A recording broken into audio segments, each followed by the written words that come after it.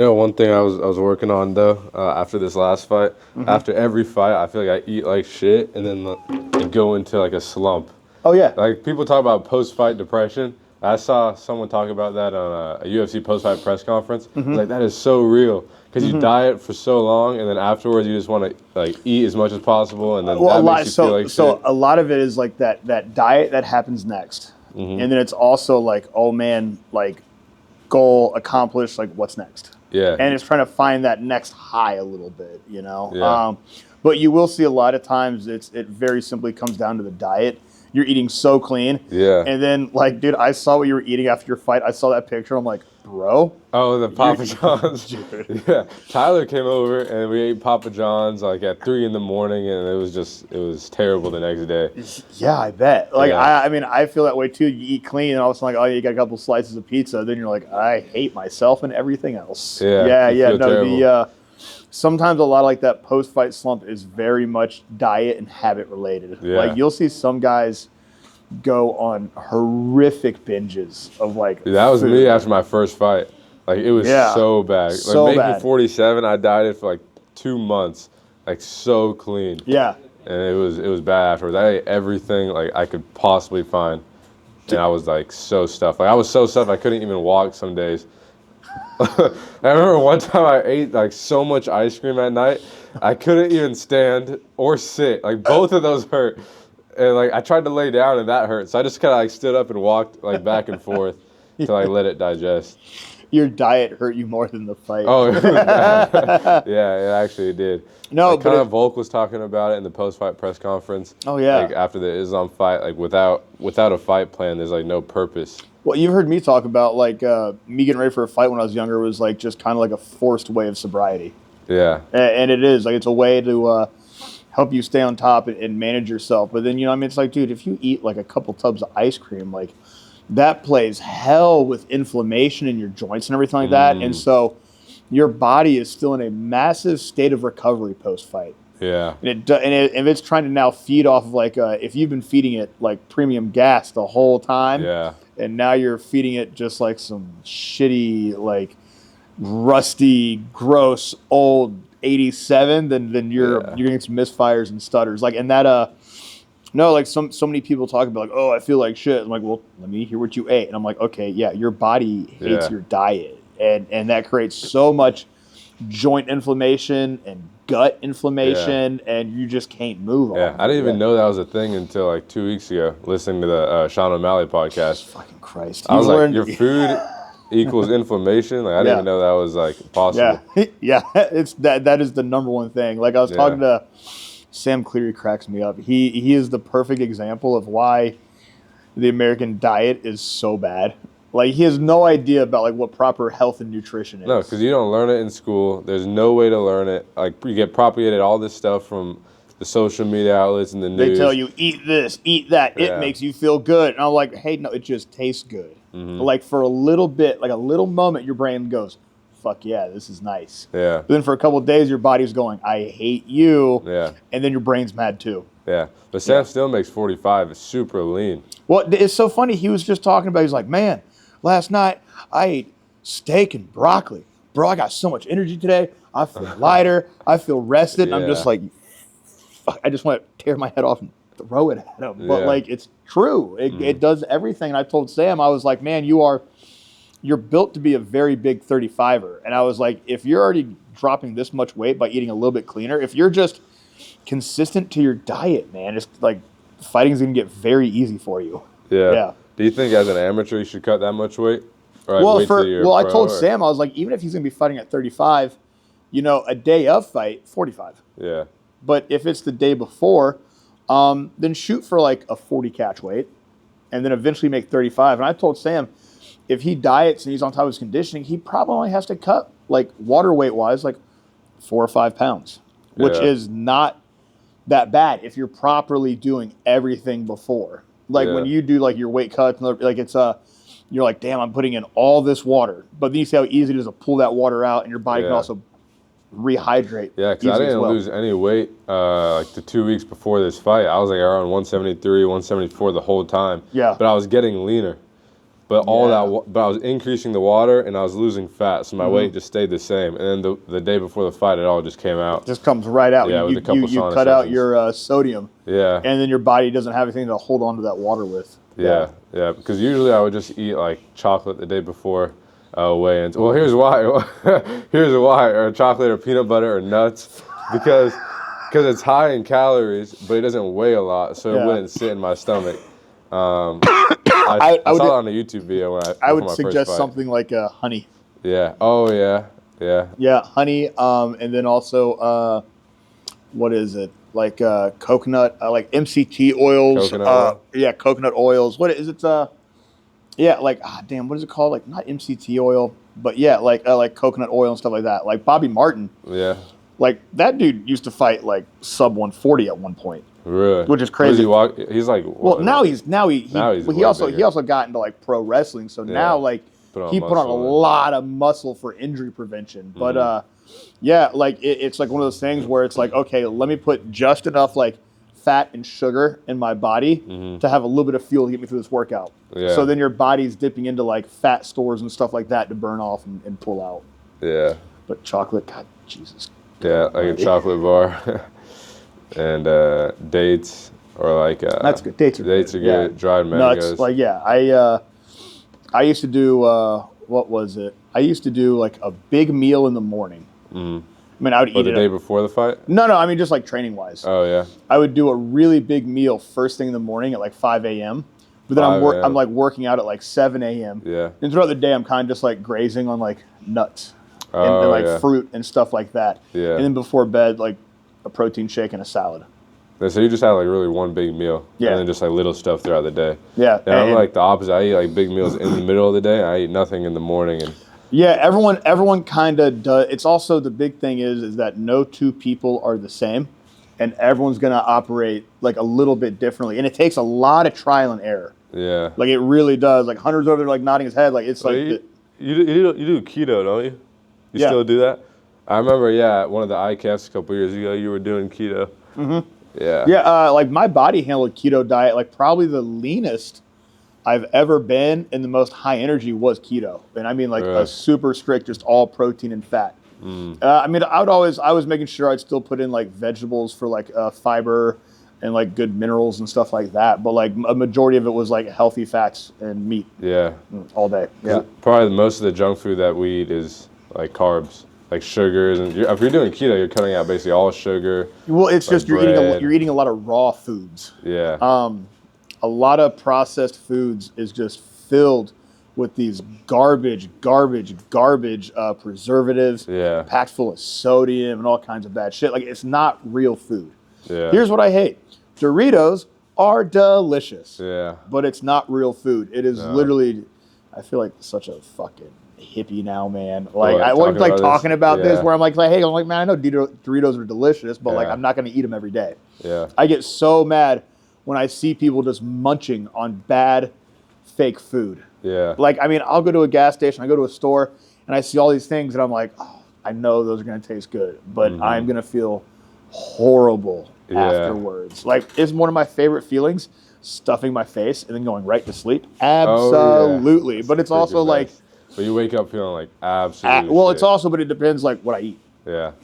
Like Talia sees me eat. Like I admit, like my favorite time to eat a big meal now is because like I'm all like old, fat, and lazy now. Is like I love eating a big meal before bed, and it's like the worst time to eat. But usually, like my busiest times are going to be up until damn near like I'm not home to eat until like 9 or 10 o'clock at night. Yeah. But if I have a big meal, like yesterday, I cooked a pound of ground turkey with a bunch of peppers that I cut up.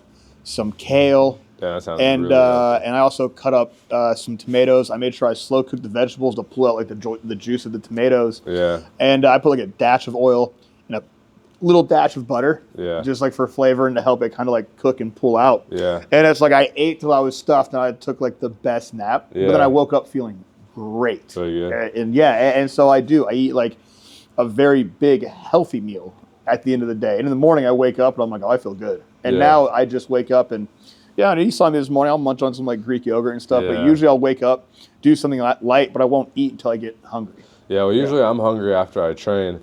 But Oh, we well, train normal, morning. yeah. We train morning and night. In Thailand, they train the training scale is 6 a.m. is a Yeah, run. the 7 evening is a.m. all rest and recovery. Yeah, the yeah, evenings, yeah. like, and they train in the afternoon, not Yeah, the evening. yeah, they do.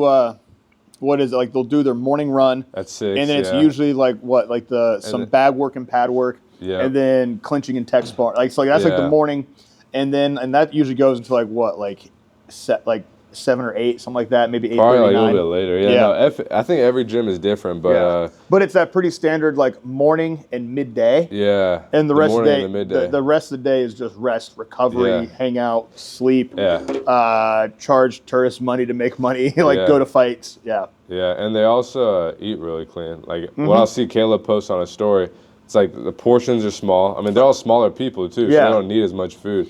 Yeah, they understand like just diet control better. You Yeah.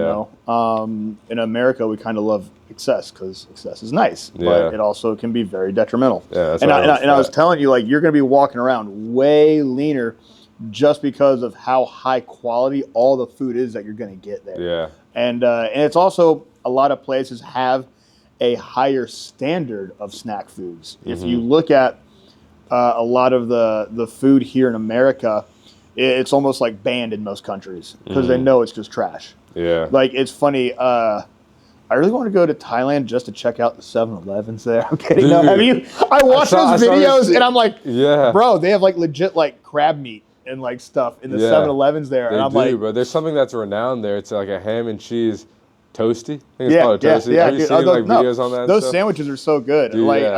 I love those sandwiches, but it's all like quality, real food. Dude, yeah. Yeah, like there's so many places that American, and it's actually like American brands. Like, here's what's fucked is that American brands in America, you'll see that same brand somewhere else, completely different ingredients. Oh, for sure. Yeah, it's Yeah. insane. It is insane. Like over there's no crazy dyes, Yeah. no crazy preservatives.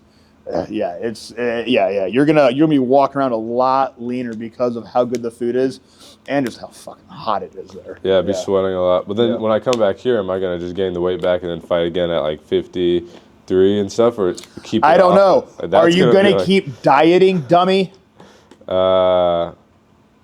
Probably when I have a fight coming up. Dickhead. Yeah. No, how about you just diet year round and snack on the weekends Yeah. if you want to. But it's also like you heard me tell you this. Like, I was like, if you want to be fighting all the time, you got to be always doing the right thing. Yeah. And the last because I fought February, March, and April, and I felt really good. Like there was never a point where I was like way out of shape or anything like that. It was just like 10, 15 pounds Yeah, you up would and down. like you would take the next day off and like you're eating, but then you're right back to it. Yeah. The And, only like, time and- I get out of shape is during the summer, where it's like a long period of time without training. Well, that's you were also like you Lifting, were also yeah, you were also working. yeah. Like you weren't training, you weren't fighting either. Yeah. You know, so like you also didn't like set yourself back that much. I remember like I think you came back from the summer and you were like 190. And I was Yeah, like, I what was. the fuck is Yeah, I was this? 190. What is this? Yeah. Yeah. But it all came off super quick when I started training. Yeah, you're also a kid. Yeah. Like, yeah, I know, and I hate saying people a kid, but like when you just turn 22, like your body's like, oh, we can just burn. Let's just keep going. We can Yeah. burn this off. But like the more active you stay, the easier it is to get that oven just always burning to burn the food off. Yeah. Yeah. And it's funny because you keep saying like, I'm young, so I heal fast, but my nose healed super fast. Like after Well, that also, fight, I after think started what bleeding. happened is that it was broken for a couple weeks, and I remember you telling me after the first round, you're like, I was like, "Are you good?" And you're like, "My nose popped," and I'm like, "I think it popped back into place." Like I Yeah. literally saw your nose straightened out Yeah. after the first. I mean, your nose was like pouring blood that whole tournament, but Yeah. I think your nose healed so quick because it got punched back into place. And Yeah. also being a kid. Yeah. And the adrenaline, I didn't really feel anything. I just heard the pop, and I was like, okay. Oh, cool. Oh, Yeah. oh, neat. I can breathe. Yeah, and it started. That's always funny to feel. Yeah, which was good. It didn't bother me at all in this last fight. Yeah. I could tell there's no issues. I could tell within like less than a week after your fight, like your nose was already almost like back to Yeah. good to go. Yeah, back to 100%. Yeah, you know what's crazy? That Justin Gaethje fought a whole fight with a fucked up nose. I cannot believe that. I know like I hurt like a motherfucker. Sometimes that shit like it sucks. Like where it's like in the first opening exchange, you'll see guys like get their nose messed up, and they're like Yeah. shit, and like you'll see their like that's like that mental discipline and like doing the extra cardio comes in because now you're stuck mouth breathing. Yeah. So now it's like big air in, big air out instead of like little in, little out. And it becomes really hard to regulate. And sometimes like shit kind of just goes out the window if it's like you're breathing like here. Like it's tough to do that, man. Yeah, That's and it was a like lot right of, at the last second of the round. it's a lot of he got mental his nose fortitude. broken. Yeah. Just from one strike, it changes the whole outcome of the fight. Wasn't it a heel or something like that? Yeah, it was a heel. It was a spinning back kick at the last second. Oh. Right on the nose, and that changed the outcome of the fight, for sure. Yeah. So, what about the fight this weekend? We can just talk about that real quick. I know we keep talking about it, but just for the podcast, we can look back at it in a couple of years and reminisce. Speaking of which, let me pull something up real quick. From the promoter this morning. Don? Hey, good morning. Any luck from the commission? I've already emailed. I'll call back today. Okay, please let me know if you do, and feel free to mention my comments if it would help. Yes, sir. And I already did that. So yeah, no worse feeling than having a promoter get in the ring. And it's so funny. We were like literally talking to the promoter, and he's like, "Hey, man, some of these rivets fell off the belt, so like we'll just send you a new one." Is that what he said? Yeah. And then I love the picture of the promoter's face. He said that before they raised the hand? Yeah. Wow, what the heck? He's told you that. He told me that. Ring. Like, we were talking. Yeah. In the ring? Yeah. Like when he came into the ring with the belt. Yeah. He's like, hey, some of these like divots fell off. I was like, I don't give a shit. Like, we're just gonna put it on the wall. And he was like, all right, cool, no worries. Like, let me know if you want another one. I was like, I mean, I'll take 2 belts. I don't give a shit. Like, oh my god. And then it was so crazy to see the look. You can even see it, like the photo of when they're raising the other guy's hands, and you see the promoter's face in the background. The fuck? Like, it was egregious. It was insane. And, I think I set some new record for apparently launching a water bottle into the stands. Yeah, it went into the second story. Like, off the canvas into the second story. I mean, and then, like, Seth is like, Trevor. And I was like, I'll get into the locker room and start breaking shit. I'll be right back. Like, when I went to the locker room, my buddies that are on the commission will be like, we'll give you a couple minutes. Yeah. And I just like immediately kick a chair across the room, and I broke my bucket, my scissors. But I mean, it's like, man, losing happens. Losing fucking sucks. Like, there's that, just like that getting, like, where you win, you do everything right. And then it's like, oh, of course, they have brand new judges with no actual martial arts or fight experience judging a fight. Like, fuck, man. Like, that shit is so frustrating. What I hate is that it's a problem that is always going to happen. It's going to be around forever. In North Carolina or just in general? Everywhere. Yeah. But it's way more common in North Carolina to see that problem. Just because we have such an inactive commission. Who controls who judges? Is it government? The government workers? I mean, so it is a government sanctioning body through the state. Yeah. The big issue with a lot of that is that a lot of government employees and a lot of government-based things, like, they don't hold themselves accountable. Oh, well, yeah, we made a mistake, but whatever. And like, they won't do anything about it. Like, even though they made a mistake, like, they don't hold themselves accountable and they won't fix it. And like, I hate that kind of shit. Have you tried before? Like, your fighter has lost a decision he should have won, and then you tried to overturn No, like it? I feel like I should have with Talia's last fight because there's video footage of one judge being on her phone during the fight. You have the footage. You can just see it. Yeah. And another judge talking about, oh no, I got those girls mixed up during the fight, and I'm just like, are you fucking kidding me? Yeah, that's ridiculous. It's like, so like, fuck us, right? Yeah, to them, like, it's like nothing. It's like and they just go like, job. we made a mistake, like, whatever. And I'm like, it's not whatever. No. Like, fix it. Yeah, because the fighters go through months and weeks of training and dieting just to get their hand raised in that one night. Yeah. And for you to treat it like that, it's just so disrespectful to the fighter. It's disrespectful to the fighters, the work you put in, the sport, the coaches. And it's one of those things, man, I feel like you see a lot of times fight scenes are held back by the overseeing sanctioning body. Mm-hmm. Like, where people lose motivation to compete, like, in their own scene, or it's like, people that could be going off in good fights have a couple bad experiences and go, fuck this. Yeah. Like, I mean, there's always going to be some others going to pee in your cereal and shit, but, like, I mean, come on, man, like, do something better about it. Yeah, for sure. At the better promotions is better judging. So it's kind of like, those are the same. Same people. Like Cage Warriors and like stuff like that. I mean, well, so you'll see Cage Warriors, like they're holding shows in California. They hold shows in England. But no, like there's still going to be like there's wonky judges all over the place. Like the guys that judge small shows are also the guys that are judges for the UFC. Really? The UFC is not allowed to pay a judge to travel with them because then that kind of makes. I think they will do that with. They occasionally do it with referees. That's a little bit different. But even still, referees are paid by the state.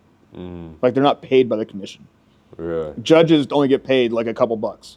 It's like they don't give a shit. Yeah. I'm not saying judges should get paid like millionaires, but they should just be held accountable. And if they're going to get paid, then get paid to do a good job, not just I don't give a shit. Yeah. Like I've seen it. It's really bad in boxing too. But everywhere you go, there's going to be some dickhead that has no business scoring a fight sitting ringside. Yeah. Yeah, Wes was telling me yesterday too that one time he was at a fight and one of the judges was on their phone and the ref literally called him out and kicked him out. No, that's a good ref. Yeah. That's a great ref. Yeah, that is great reffing. That's how it should be. That's how it should be.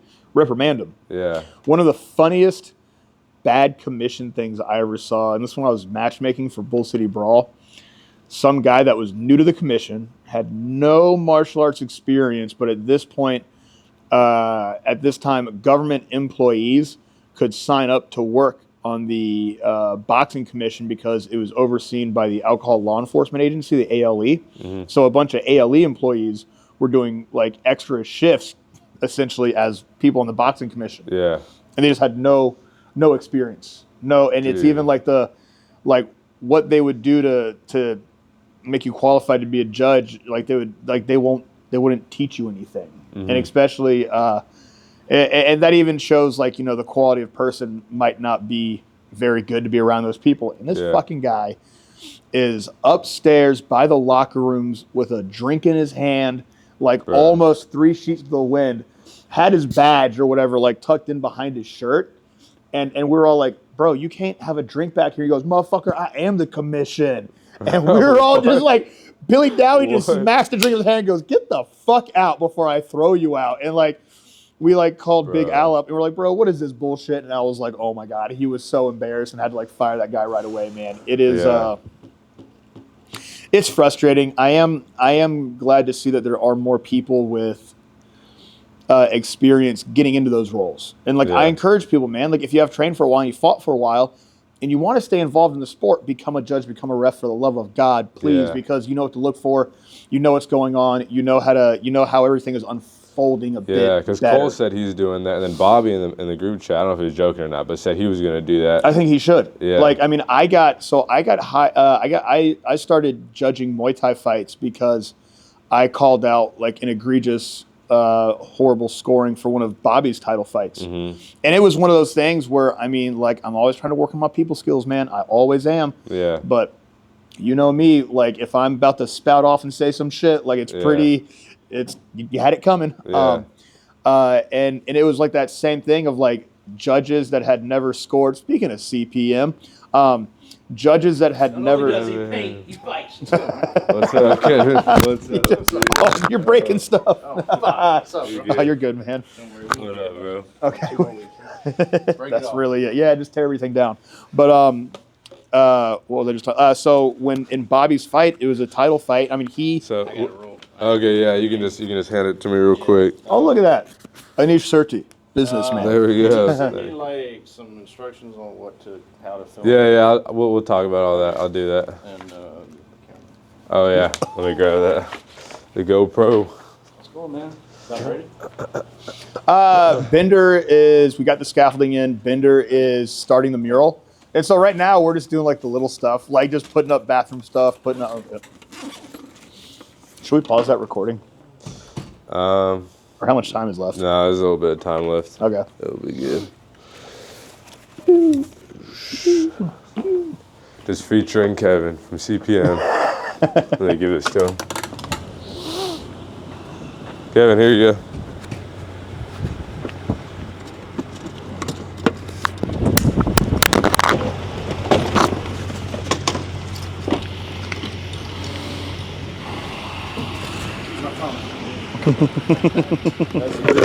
Oh, for the concrete. Oh, heck yeah.